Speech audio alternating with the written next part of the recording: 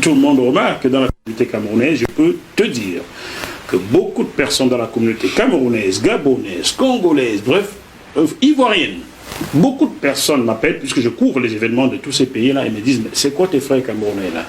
Ils s'insultent, ils bavardent, machin truc. Donc vous insultez puisque vous nous combattez finalement. Est-ce que cette analyse est fausse? Elle n'est pas fausse, elle est tout à fait vraie, pour la simple raison que beaucoup sont arrivés dans ce combat. Je suis obligé de le dire froidement, en se disant qu'ils auront une situation administrative aisée, ils auront une situation sociale aisée, ils auront une certaine reconnaissance. Je n'ai pas besoin de me vanter, j'ai commencé à combattre en véhicule, en costume, et finalement, le véhicule, ils me l'ont cassé, ils m'ont mis de l'eau, j'ai perdu un 4x4, je garde sur mes costumes parce que je les ai, mais vous voyez aujourd'hui que ceux qui marchaient en haillons, aujourd'hui s'habillent en costume, et nous qui étions en costume, ils veulent qu'on reste en haillons, mais on ne pourra pas parce qu'on a quand même certains véhicules. En votre sein, vous, activistes, ça ne va pas fort? Non. Des gens montent des coups contre les autres, des calomnies, certains sont devenus stars, montrent leur voiture et leur maison, vos directs vous ont rendu faux et bêtes. C'est vrai, je confirme. Vous vous répétez, quelqu'un c'est le matin, il fait un direct à midi, il fait un autre à 4h, il fait à 20h finalement, vous vous racontez quoi. C'est ça. Mais où est le combat là-dedans? Est-ce que tu connais Che Guevara? Ah, si, bien sûr, qui ne connaît pas le Bien. entier. À son temps, il n'y a pas de réseaux sociaux. Il n'y en avait pas. Mais il y avait du papier. Il y avait du papier. Et ça écrivait beaucoup à l'époque, hein, c'était très intelligent. Hein. Quand j'ai lu les écrits de cette époque-là, c'était de l'intelligence. Il y avait des stratégies. Vous, activistes camerounais ou africains, c'est quoi vos stratégies finalement? Vous en avez même? Non, finalement, avec un peu de recul, je pense que non. Je pense que non, parce que s'il fallait avoir une stratégie, il fallait déjà avoir tous la même vision. Il fallait avoir la même vision. Aujourd'hui, avec le recul, on n'est pas tous dans la même vision. Je vous parle aujourd'hui, je ne sais même pas si demain j'aurai même encore la force de militer.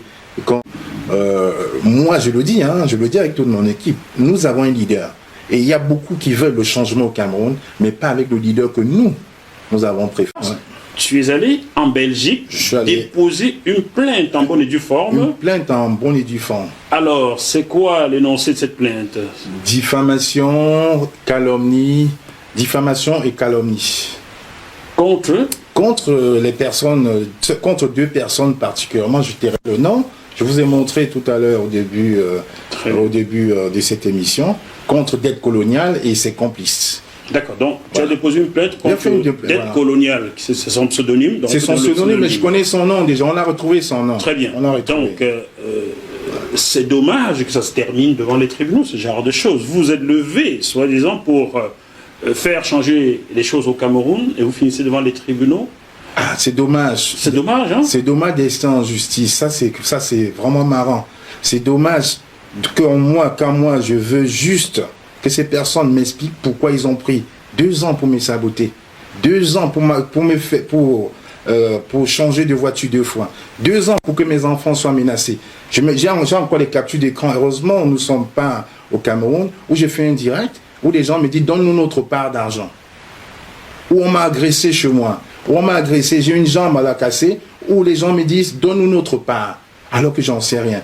2 ans où ma famille a été disloquée, 2 ans où ma femme est partie 2 fois, 2 ans où mes soeurs ne me parlaient pas parce qu'elles avaient un doute, 2 ans où mes cousins aux États-Unis, je suis allé les voir, ils m'ont dit on préfère que tu es à l'hôtel, 2 ans où ma fille a été déscolarisée, alors que je me suis levé spontanément, 2 ans où j'ai perdu mon boulot. Non, je peux pas. J'ai perdu mon boulot. 2 ans. Tu n'es plus dans la police? Non, bah, la dernière fois que je suis venu ici, je vous ai montré ma carte. Je peux témoigner, avant que tu ne viennes ici pour la première fois, j'étais un jour en vidéo et tu étais en tenue de police et tes collègues sont venus me saluer. Vous étiez dans un commissariat. C'est ça. Tu n'es plus dans la police. J'y suis plus depuis 9 mois. Vous voyez?